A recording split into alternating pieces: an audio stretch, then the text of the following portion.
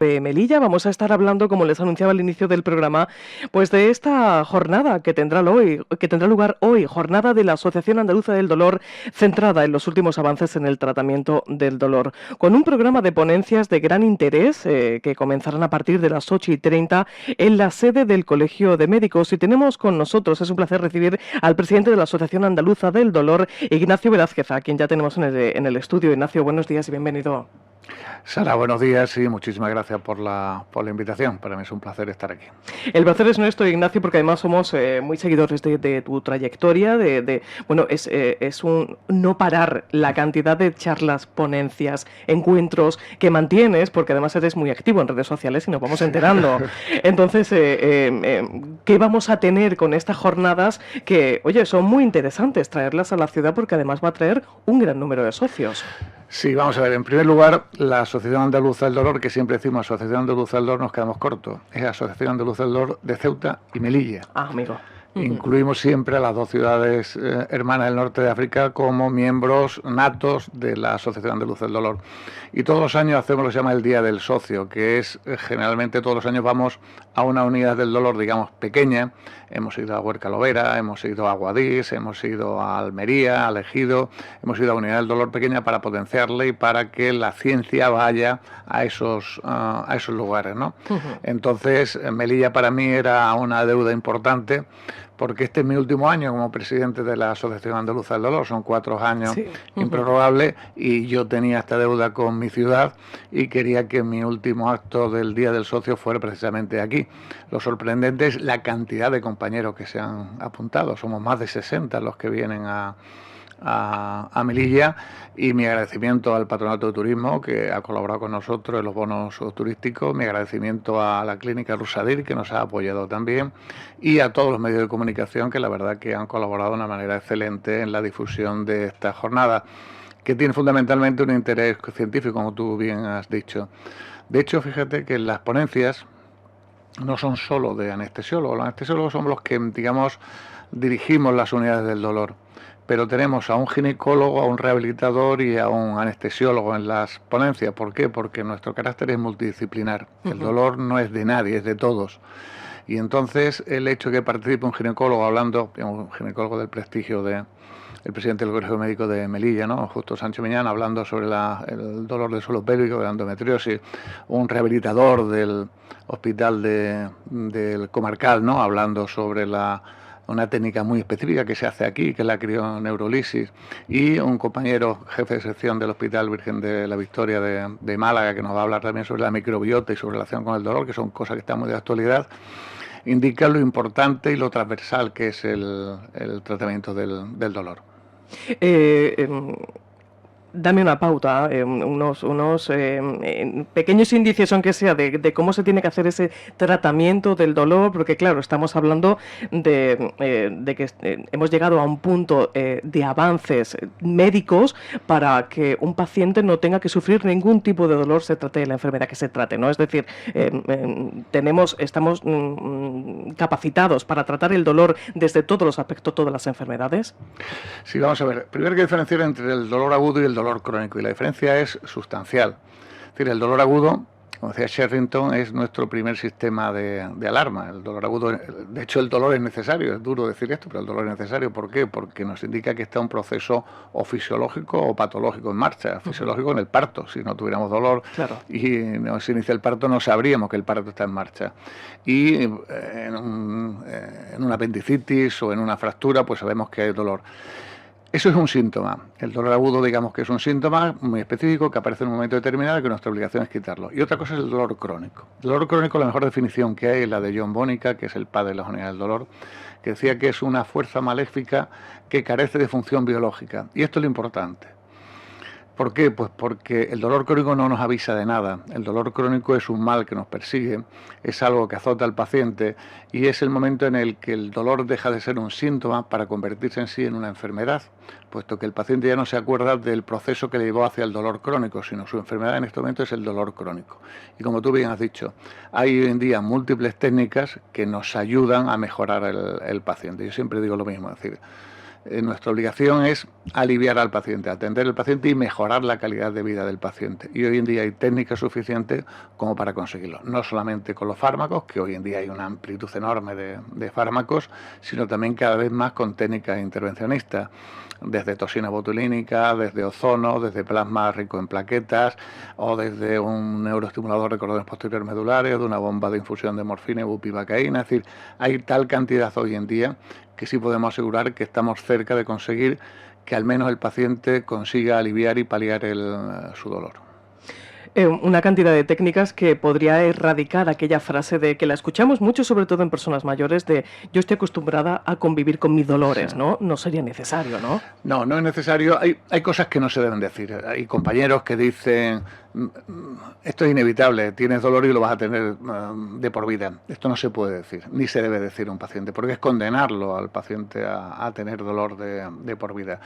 El dolor tiene un gran problema, el dolor crónico me refiero, no nos centramos en él fundamentalmente. Claro. Tiene dos problemas. Uno es su invisibilidad y otro es su subjetividad. Invisible, ¿por qué? Pues porque no tenemos medio de medir el dolor. ¿Qué es el dolor? Lo que nos dice el paciente.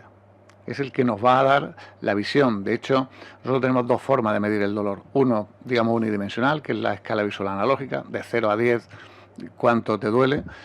Pero es un dato demasiado frío y a veces demasiado poco fiable.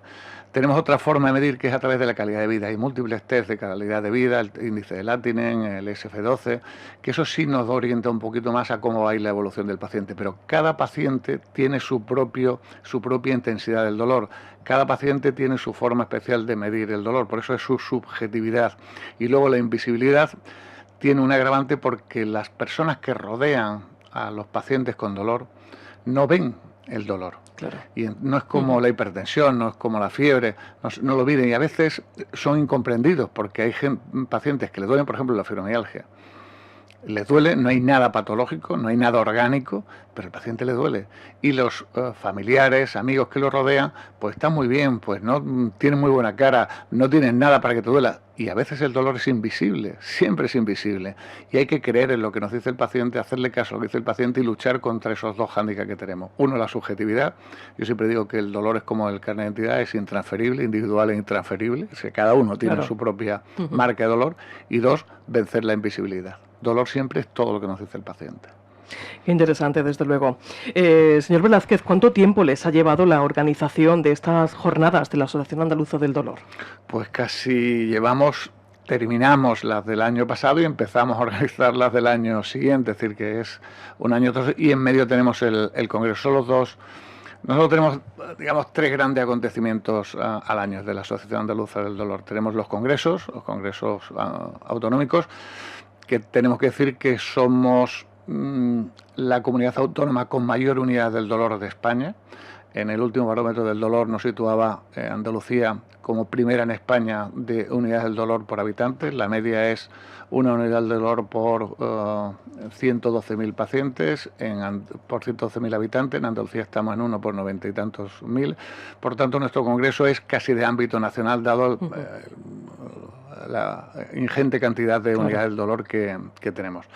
Luego tenemos el curso de formación básica que lo damos en Benalmádena todos los años, en el mes de febrero, en el que tenemos un promedio entre 150 y 200 alumnos.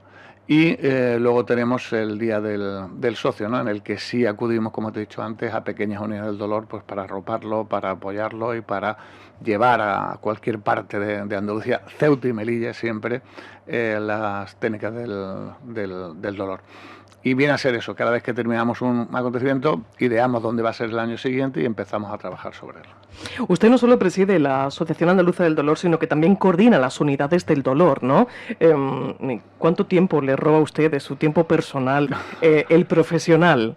Porque claro, lo tenemos en muchos sitios. Sí, de momento puedo, de momento me encuentro con fuerza, con ganas, y efectivamente yo estoy de coordinador del Plan Andaluz de Atención a las Personas con Dolor, que es un plan del dolor. Un plan del dolor, como he dicho antes, es un plan transversal. El dolor no es solamente de las unidades del dolor, tenemos que unificar a todas las especialidades que intervienen en este proceso, ¿no? estamos hablando de atención primaria, estamos hablando de rehabilitación, estamos hablando de fisioterapia, estamos hablando de enfermería, que es importante, y estamos hablando incluso de farmacia comunitaria, la que hemos incluido dentro de este plan andaluz del dolor. Pero hay un dato preocupante, y es el último barómetro del dolor publicado en el año 2023, hace 2 años, por el Observatorio del Dolor de la Universidad de Cádiz. Siempre hemos dado unos datos relativamente normales y parecidos a los europeos, sobre el 17% de prevalencia del dolor crónico a nivel europeo.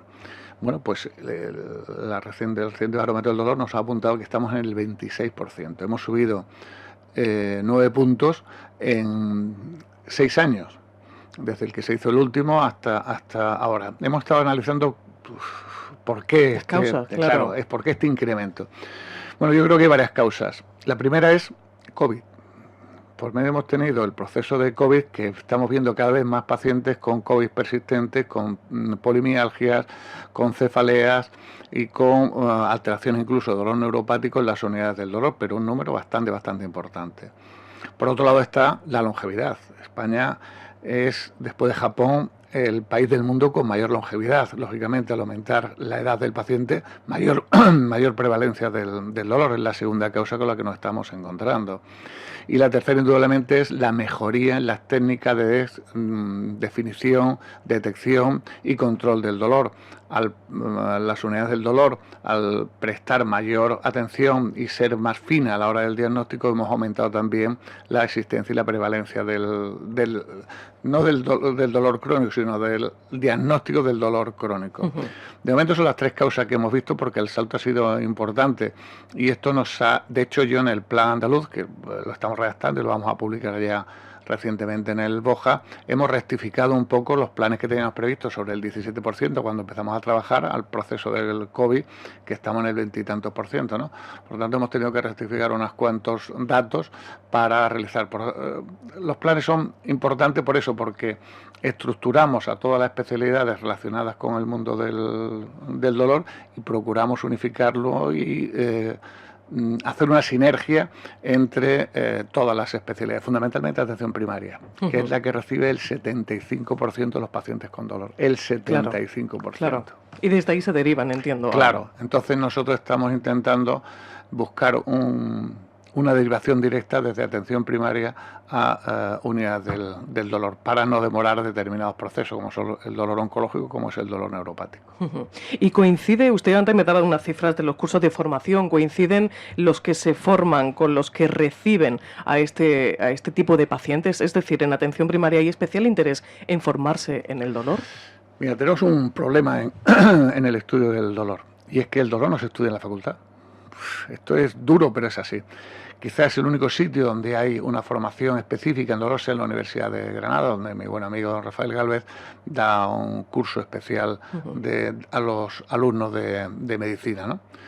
Pero todo el resto de la formación es posgraduada. Entonces, o lo hacemos las asociaciones científicas en colaboración siempre con la industria farmacéutica, no lo olvidemos, la industria farmacéutica no solamente se dedica a formar a los médicos, sino también a ayudarnos a formar a los médicos que quieran hacerlo, ¿no? Y la verdad que la experiencia que tenemos, por ejemplo, en el curso de Benalmádena, que llevamos ya 19 años haciéndolo, siempre hemos tenido una gran respuesta, especialmente de residentes y de médicos de atención primaria, porque, vuelvo a decir, es el centro donde se une y donde acumula el mayor número de pacientes. Deben saber tratarlos, deben conocer, deben diagnosticar a los pacientes y deben saber qué pacientes son derivables a las unidades del dolor de manera urgente. Esa es un poco la información que procuramos darle en estos cursos posgraduados. Claro. ¿Y qué otras unidades, qué otras especialidades deberían centrarse más en la formación? Que ustedes echen de menos, el que tengan menos alumnos de ese tipo de especialidades. Mire, pues quizás sea una sorpresa, pero cada día lo vemos más. Necesitamos psicólogos. necesitamos psicólogos. Cerca del 40% de los pacientes con dolor crónico padecen cuadros de ansiedad o depresión. Y nosotros, aunque estamos medio formados en el tratamiento o en el uso de determinados fármacos para tratar los cuadros depresivos a consecuencia del dolor, necesitamos a profesionales. De hecho, en el Plan Andaluz de Atención a las Personas con Dolor sí incluimos la necesidad de que haya un psicólogo en las unidades del dolor, porque creemos que es necesario y creemos que es fundamental y que nos aportan muchísimo. Pues por hoy en día el mindfulness, la terapia de aceptación y compromiso, todo esto nos ayuda mucho a reducir el número de fármacos y a que pacientes que tengan dolor crónico sepan afrontar mejor el dolor. No quiere decir que los psicólogos alivien el dolor, pero sí afrontar el dolor. Y esto es lo que estamos viendo cada vez más, ¿no? La necesidad de que tengamos psicólogos en las unidades del dolor. Por tanto, creo que la formación de psicólogos en unidades del dolor es fundamental. Es fundamental en psicólogos y en todas las especialidades en general, ¿no? La verdad que es llamativo, llama mucho la atención que las universidades pues no se centren, ¿no? en este asunto, que además yo creo que el dolor es el principal motivo que hace que un paciente acuda a un especialista, ¿no? Es el principal. El dolor es la principal causa por la que un paciente acude fundamentalmente a primaria, ¿no? Absolutamente. Bueno, profundizando un poquito más en estas jornadas, vamos a recordar que comienzan a las 8:30 en la sede del Colegio de Médicos. Entiendo que la colaboración con el Colegio de Médicos es muy buena, ¿no? Desde el primer momento para organizarlas. Colaborar con un amigo y con un colega tan profesional como es Justo Sancho Miñán, presidente del Colegio de Médicos, ha sido muy sencillo, muy fácil, y además se puso a disposición enseguida de la Asociación Andaluza del Dolor y nos abrió las puertas de par en par. Ha sido facilísimo y yo le agradezco desde aquí personalmente la facilidad que nos ha dado para organizar esta jornada. Digamos que ha sido también multidisciplinar, es decir, Colegio de Médicos, Ciudad Autónoma, la Asociación Andaluza del Dolor, la Clínica Rusaday, es decir, todos han colaborado en el buen desarrollo de esta jornada. La verdad que no me puedo quejar en absoluto porque nunca he recibido un no, siempre ha sido un sí, y lo que han podido dar siempre han estado dentro de sus posibilidades. La experiencia, señor Velázquez, de jornadas anteriores, ¿cuáles son las conclusiones más importantes que se sacan de este tipo de jornadas? Vamos, lo más importante es tratar el dolor. Hay enfermedades incurables, pero no hay enfermedades incuidables. Es el principio que queremos llevar a todos los rincones de Andalucía, de Ceuta y de Melilla. De nuestra boca nunca puede salir la palabra: este dolor lo vas a tener y no podemos hacer nada por ti. Hay otra cosa con la que nos rebelamos y es la famosa frase que a veces lo dicen los pacientes, nunca los familiares del paciente, nunca el paciente, y es: esto es un dolor que Dios me ha mandado y no me lo puede quitar nadie. Vamos a ver, el dolor es un mal, desear el mal es pecado y Dios no puede pecar. Por tanto, Dios no manda nunca el dolor ni nos permite el dolor. Interesante reflexión. Sí, es interesante porque nos vemos muchas veces en consulta con este tema. Dios aquí no tiene absolutamente nada que ver. Estamos hablando de... Es más, si a Dios le preguntamos qué es lo que necesita, qué es lo que nos ayudaría o que nos puede ayudar para tratar el dolor, es que afrontemos el dolor y peleemos contra el dolor. Yo creo que eso es... De hecho, hay un libro precioso del padre Jorge Ordeiz que se llama El problema del dolor y el Dios de la alegría, en el que te dice claramente lo que Dios pretende de nosotros, que es aliviar y luchar contra el dolor. Y eso es la idea general que queremos llevar y que existen. De hecho, hoy vamos a ver 3 técnicas distintas de tratamiento del dolor, ¿no?, dentro de estas jornadas, porque no podemos traer todas, pero todo ayuda para el tratamiento del dolor. Entonces, la idea fundamental es esa, es decir, cuidar a nuestros pacientes. Es el centro de toda nuestra actividad, es el paciente, y todas las técnicas de las que disponemos debemos de ponerla a disposición de los pacientes para poder, si no quitar el dolor, siempre aliviar el dolor, siempre ayudar al paciente y mejorar un poco su calidad de vida. Es fundamental esto. Señor Velázquez, no quiero finalizar la entrevista sin hablar de un tema que hemos abordado fuera de micrófono cuando usted ha llegado, que es un tema que se ha puesto muy de moda, como es utilizar el cannabis como medicina frente al dolor crónico y persistente que el gobierno, bueno, pues está planteando legalizar. Yo le preguntaba a usted fuera de micrófono qué opinión tenía al respecto y me gustaría también que la compartiera con el oyente. Pues la comparto porque no tengo la menor duda. De hecho, yo debía estar esta mañana en la Asamblea de Madrid como experto para hablar de este asunto. Afortunadamente va un gran compañero mío, el presidente de la Sociedad Española Multidisciplinar del Dolor, el doctor Torres, que va a hablar precisamente sobre el tema y el uso de los cannabinoides en el tratamiento del dolor. Vamos a ver, mi opinión va a ser muy clara y rotunda. Esto es más una cuestión ideológica que científica. Los cannabinoides que se vienen utilizando desde 5.000 años antes de Cristo, de hecho en el Código Hammurabi hablan de la planta urgil, que no es otra cosa, se llama la planta de la alegría, que es el uso de los cannabis, y se viene usando desde hace miles de años. ¿Qué ventaja o qué inconveniente tiene? Bueno, hoy en día sabemos que no se puede separar los efectos analgésicos de los cannabis, que lo tienen, con los efectos psicopáticos que producen. De hecho, y esto lo dice en un documento del propio Ministerio, el 8% de las esquizofrenias que se producen en menores de 25 años es por el uso precoz del cannabis. Por tanto, no podemos separar sus efectos analgésicos de sus efectos de alteraciones cognitivas y psicopáticas que producen. No hay hoy en día un solo estudio científico ni un ensayo clínico claro, concreto y definitivo que diga que hay un gran beneficio de alivio del dolor de los cannabis. No lo hay.